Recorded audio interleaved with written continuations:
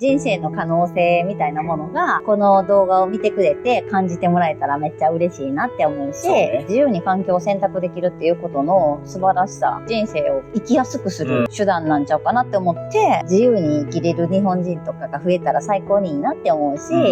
コウタです。タイです。今回 YouTube を再開するにあたって、どんなものを視聴者の方に届けたいかと、第2さんとお話ししてみたいと思います。はい。Let's get started。世界樹チャンネル。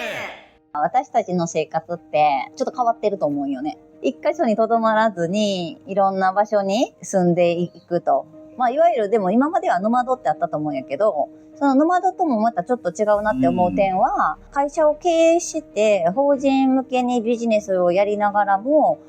今みたいな生活をできているっていうところがちょっと違ってるのかな。フリーランスとは違うから、それとはちょっと違うのかなって。何人もいる中で仕事を分担しながらやっている。このまさに YouTube もそうですけど、やっているっていう感じですね。っていうところがちょっと違うのかなっていう点と、あと夫婦で、しかも40代でなんかこういう生活してる人ってちょっと少ないかなって思うから、いろんな可能性みたいな、人生の可能性みたいなものが、なんかこの動画を見てくれて感じてもらえたらめっちゃ嬉しいなって思うし、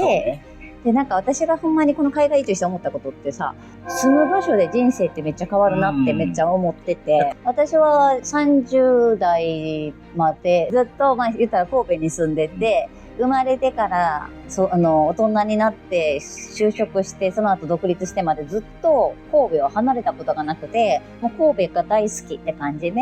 別にそのままなんか住み続けようと思ってた人だったから、その後東京住んで、で沖縄に移住してっていうところから、なんか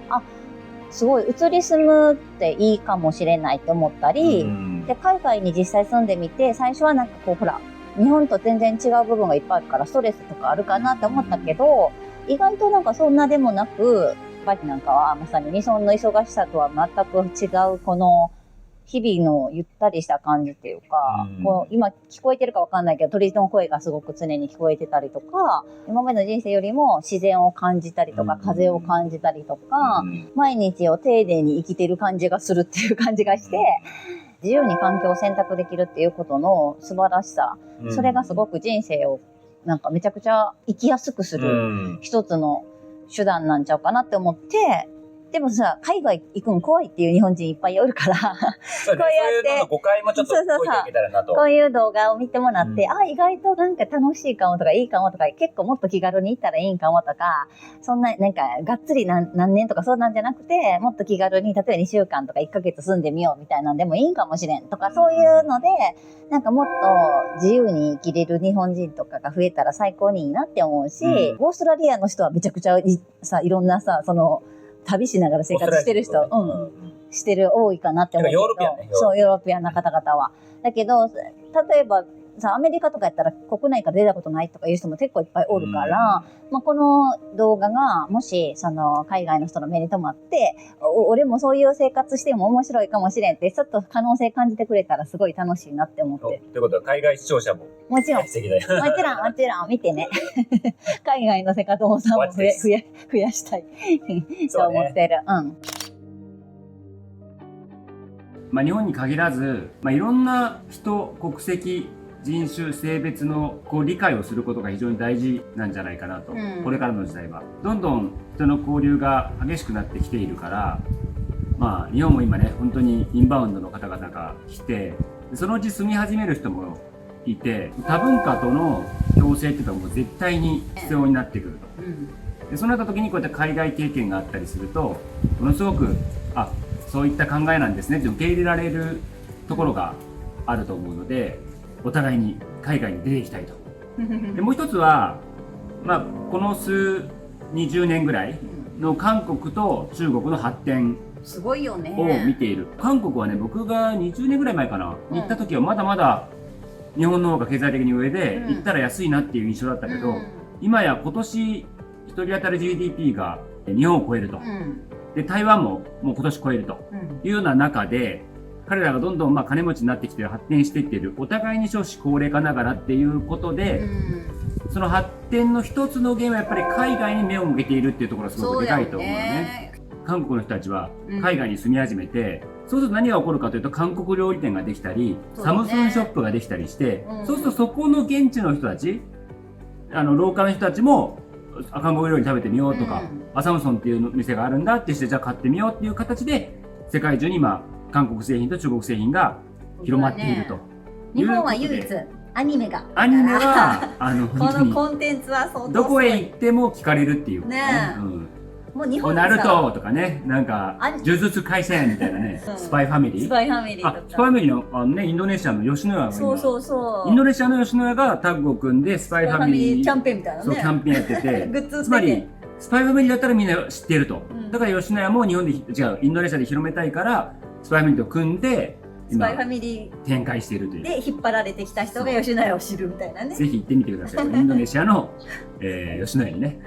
ちょっと日本負けてられへんから日本のいいものをどんどん世界にも知ってもらいたいし、世界の人が日本に来た時にめっちゃ日本ええやんってなって、なんかそれがまたさらに世界に広まっていくみたいな感じになったらめっちゃいいなって思うから、日本の方々もどんどん世界に出て日本の良さを改めて実感してもらいたいなって思うので。日本は本当だから食べ物美味しい、綺麗、治安がいい、で接客レベルがめちゃくちゃ高い、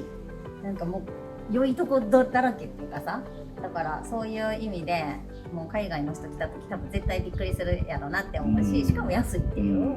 まあ、安いのはちょっとあんまり良くないかもしれへんけど、でもなんか日本ってすごいなって改めてこの海外に住んでるとめっちゃ思うから、あとはそれをだから伝える技術だよね。まあ言語もそうだし、まあ、マーケティングなんかもそうかもしれないけど、知ってもらったりコミュニケーションする中で日本って素晴らしいなって言って、じゃあ製品使おうかって思っていただけるような、まあ一人一人が意識が大事かなと思って、まあ、このチャンネル見てる人はやっぱり成長を目指す人の集まりでありたいと思うので、まあちょっとでも自分のできる限りでいいので、まあ、語学でもいいし、他の資格試験でもいいし、あとはもちろんビジネスもいいし、そういうのも混ぜながら、そうだね、いかにねこの世界で楽しみながらサバイブしていくかっていうねことをお伝えしていきたいなというふうに思います。こう海外出てみてやっと分かることとか結構いっぱいあるしさ、なんかなんだろう、日本の良さもそうやけど自分自身の耐久性っていうかさ、だから順応性ね、臨機応変さとか、そういうのとかもここになんか海外に来てやっと分かるっていうかさ、あ、こういうとこ弱いなとかこういうところ強いなとか、多分これ2つあって、もともとまあ僕らねなんかチャレンジというか、なんか異なる環境で暮らしたりするのが好きだったっていうのもあって、そういうのもあるんだけど、やっぱ強くなるよね。毎日決断の連続やもんね。いろんな知らないことだらけやからさ、なんかそういういろいろと新しい挑戦をして決断の連続でっていう感じで、なんかこの決断力がさ、人生をさ自由に生きるすごく大事なポイントなのかなって思ってて、私はなんかコウタンとこう一緒にコウタンと何よコウタンと一緒にこう。まあ、人生を歩んできて思うことは、やっぱりその決断のさ量が人よりも多いからもうより自由になれてんちゃうかなって思うからさ、なんかその決断の数が決断の数が成功の量って僕が言ってるから、やったら増えるよね、だからそれがなんか自由度、成功はまあなんていうかな、ビジネス成功するとかその目指してる人と目指してない人もいるかもしれんけど、でも人生という意味での自由度を高めるっていうことのそのすごく大事な要因がこの決断のなんか力みたいなものかなって思うからさ、それがだから自然と養われるのが海外であると。そうやね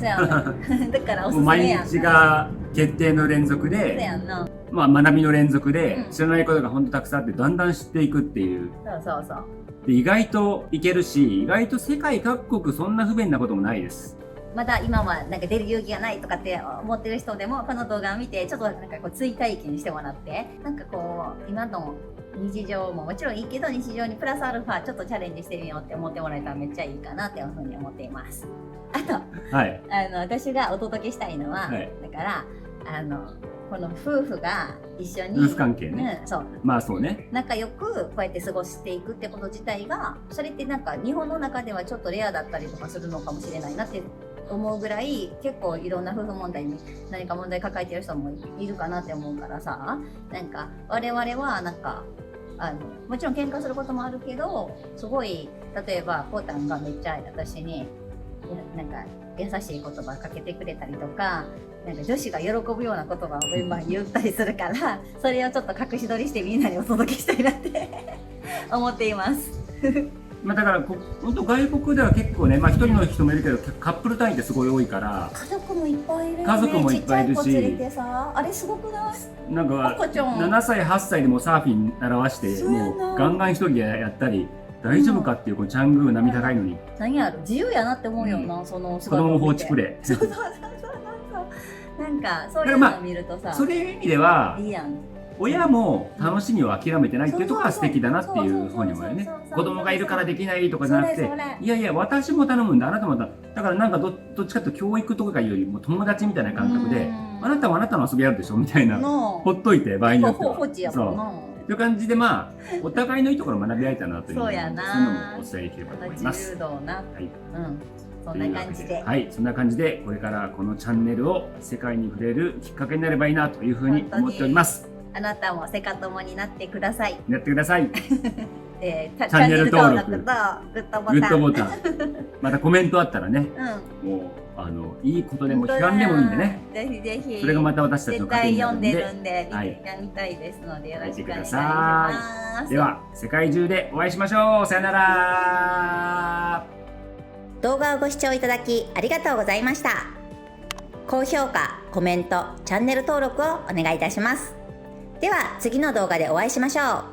See you around the world.